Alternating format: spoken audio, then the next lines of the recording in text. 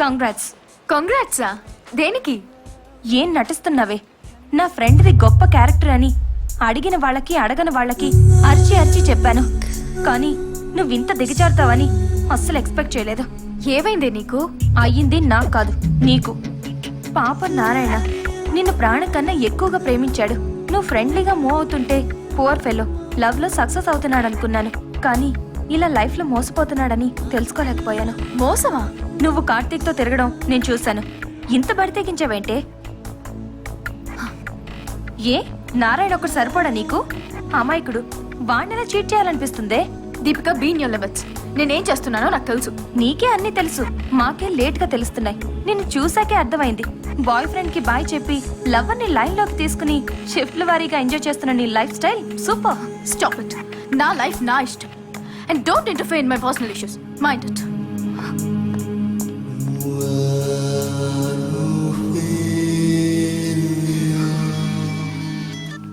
Hello అన్నయ్య. Hello, ఎక్కడున్నారా? ఇప్పుడు ఎగ్జామ్ రాసి బయటకు వచ్చాను. సరే, నీతో అర్జెంట్గా విషయం మాట్లాడాలి. డెక్కన్ పార్క్ వస్తావా? నేను ఇక్కడే ఉన్నాను. 10 minutes ఉంటా. బాయ్.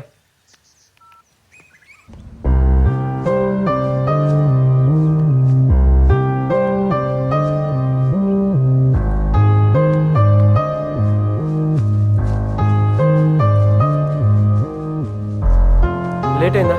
సారీ అన్నా. పర్లేదురా. ఇంతకీ ఎగ్జామ్స్ ఎలా రాసావు? నీ దేవల్ల బాగానే రాసానన్నా. ఫ్యూచర్ ప్లాన్ ఏంటి?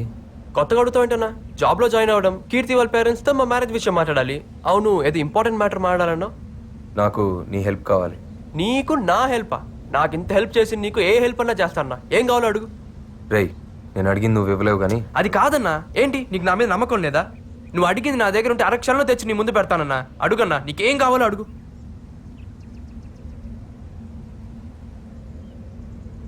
నీ లవర్ని ఇచ్చేరా.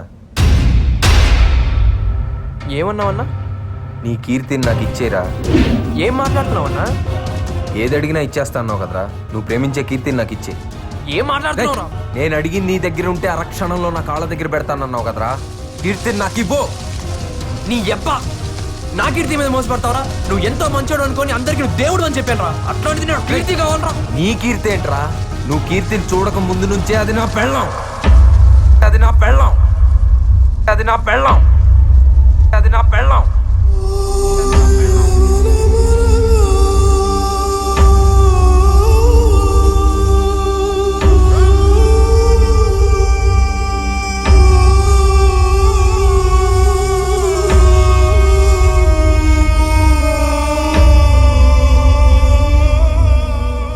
నా కీర్తి అంట, నా కీర్తి, నా పెళ్ళాన్ని పట్టుకో. నీ పెళ్ళం అయితే ఇదంతా ఎందుకు చేసావురా?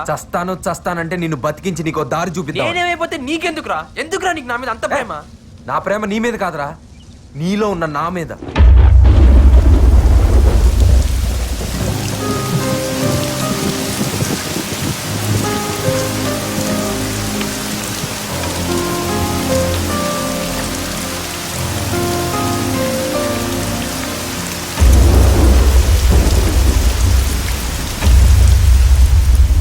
నేను నీలాగే మిడిల్ క్లాస్ కుర్రాను. చెన్నైలో ఉండేవాడిని. నాకు చదువు తప్ప వేరే ధ్యాస తెలియదు. 10th, ఇంటర్మీడియట్, ఎంసెట్ అన్నిట్లో నేను టాపర్నే. మా నాన్న నా కళల్ని కూడా ఆయన కంటూ పెంచారు నన్ను.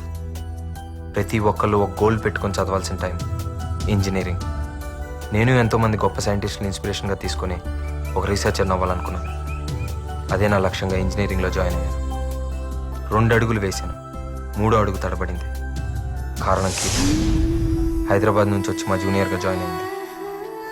తన నవ్వు, నడక, అందం, క్యారెక్టర్ ఒక్కటేంటి, కీర్తి నాకు చాలా నచ్చింది.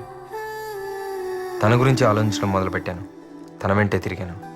నాకు తెలియకుండానే తనతో ప్రేమలో పడ్డాను. కీర్తి పైన కలిగిన ప్రేమ నా లక్ష్యాన్ని మర్చిపోయేలా చేసింది. కీర్తికి నా ప్రేమ విషయం చెప్పాలని చాలాసార్లు ట్రై చేశాను. ధైర్యం తెచ్చుకొని ఒకరోజు నా మనసులో మార్చి చెప్పాను, I love you.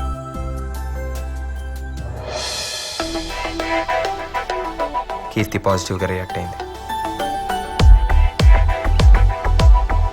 తను కూడా నన్ను ఇష్టపడుతుందని తెలిసిన క్షణం ప్రపంచాన్ని జయించినంత గర్వంగా అనిపించింది.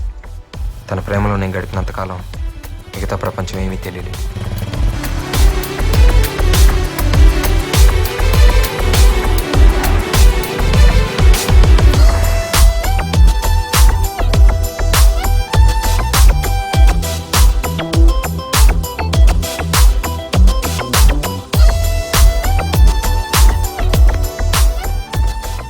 వచ్చి నన్ను విడిపించుకెళ్లాల్సి వచ్చింది.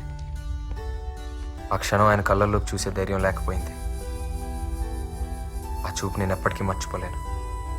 నా కొడుకు స్టేట్ ర్యాంకర్ అని అందరితో గర్వంగా చెప్పుకోవాలనుకున్న మా నాన్న ప్రేమలో పడి నేను ఇలా అయిపోయానని